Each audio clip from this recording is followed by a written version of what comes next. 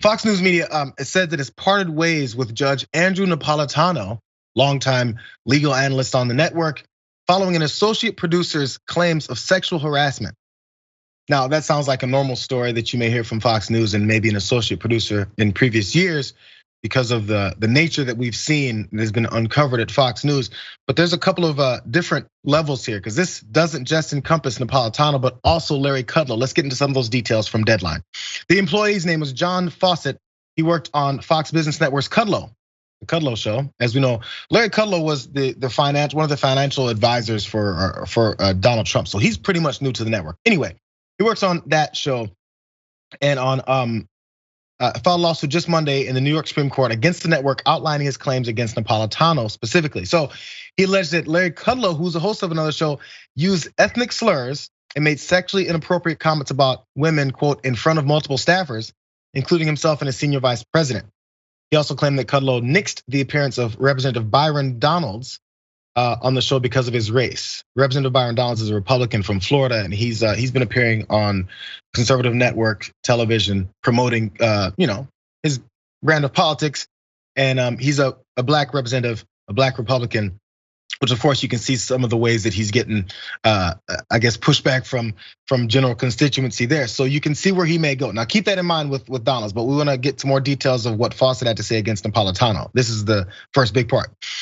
Upon first learning of John Fawcett's allegations against Judge Andrew Napolitano, Fox News Media immediately investigated the claims and addressed the matter with both parties. The network and Napolitano have since parted ways. So we don't know the details of how that all broke down, but we take all allegations of misconduct seriously.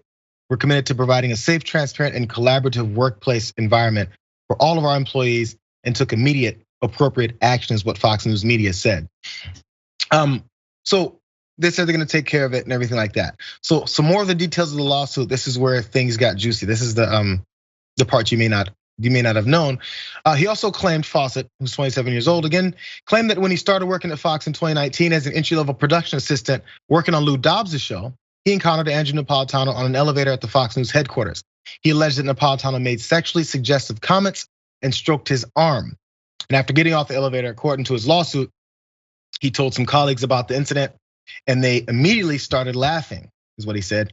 And they said, quote, it was common knowledge that Judge Napolitano sexually harassed young men at Fox News, and even happened to one of the plaintiff's co-workers, is also what his lawsuit said.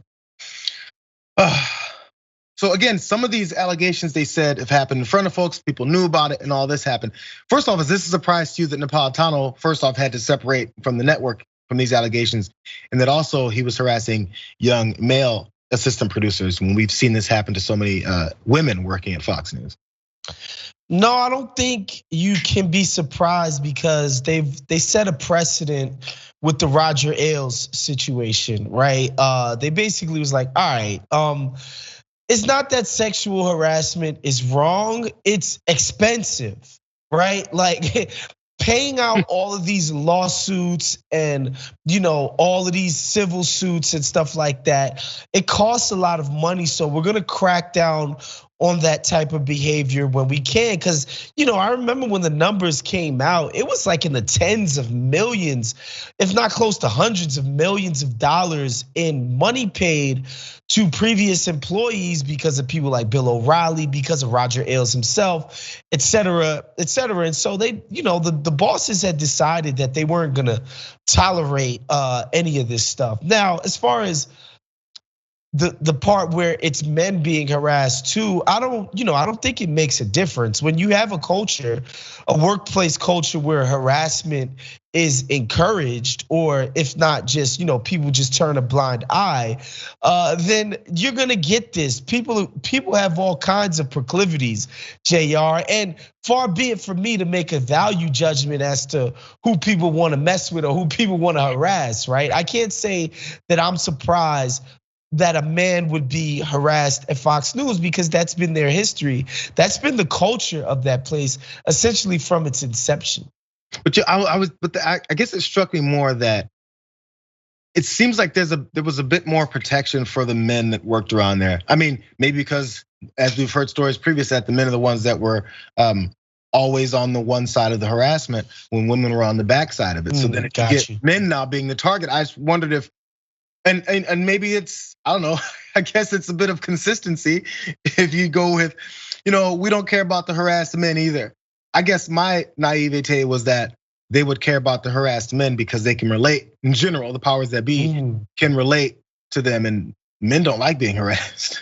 Right. But we can't relate to women being harassed. That's 100% true. And it's funny, a guy like Judge Napolitano, the funny thing. I don't think I didn't know. The funny thing is, especially on Fox News, when you see them talking about something like the trans bathroom mandate, that these people are gonna go into bathrooms and molest children and harass little girls and blah, blah, blah, blah, blah. Oftentimes it's just projection. It's like, this is how I carry myself all the time.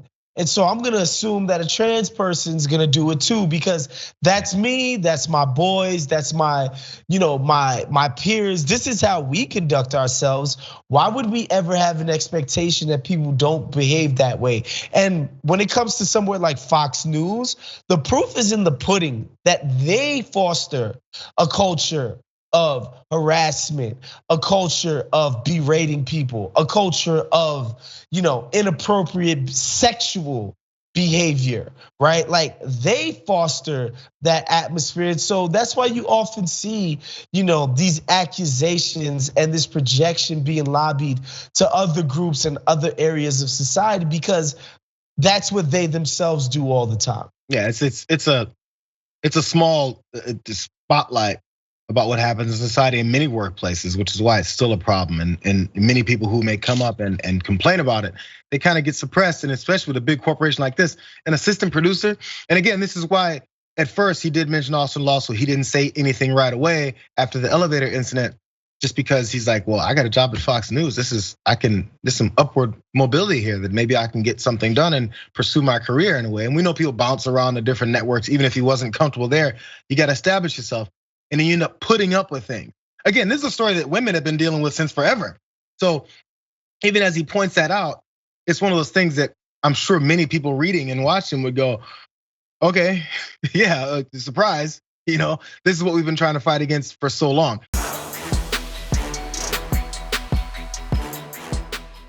For more political news breakdowns, interviews, stories of activism, and me trying my hardest to care about the occasional big celebrity news story, subscribe to our YouTube channel at youtube.com/thedamagereport. And you can ring the bell wherever it is so you don't miss anything.